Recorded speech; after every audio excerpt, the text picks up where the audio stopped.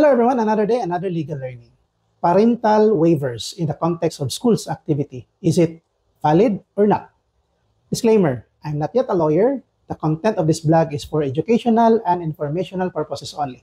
If you want to seek legal advice, go to a licensed lawyer or appropriate authority.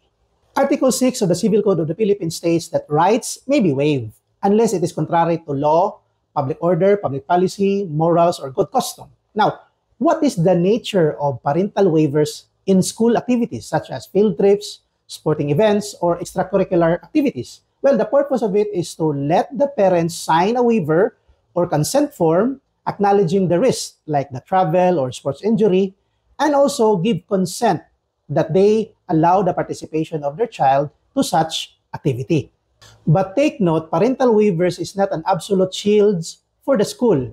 They are there mainly to serve as evidence, like parental consent and acknowledging the risk.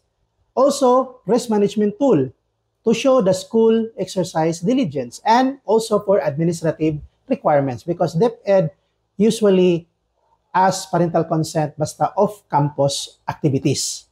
What are the legal effects and limitation of a parental waiver? For parents, signing a waiver means they acknowledge the risk na naaana na activity na ilang gipirmahan.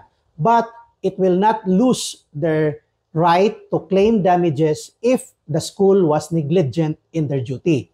For school, sign waiver will reduce their accountability in terms of unforeseen accidents. But the liability still remain for the school if it's shown na negligent sila sa ilahang performance. Like for example, they are using unsafe transport or lack of supervision among the teachers or the administrators. And for teachers, being loco parentes or the second parent, waiver will not absolve the teacher for any liability. Dapat ipakita gyud ni teacher na diligent siya sa pagbantay, pagtransport, or pagperform sa off-campus activity while naa niya ang custody sa mga bata. So I hope this video helped us teachers and administrators to know about parental waivers. So if you want to learn more videos about educational law, please follow, like, and share for more updates. Thank you so much for watching and God bless.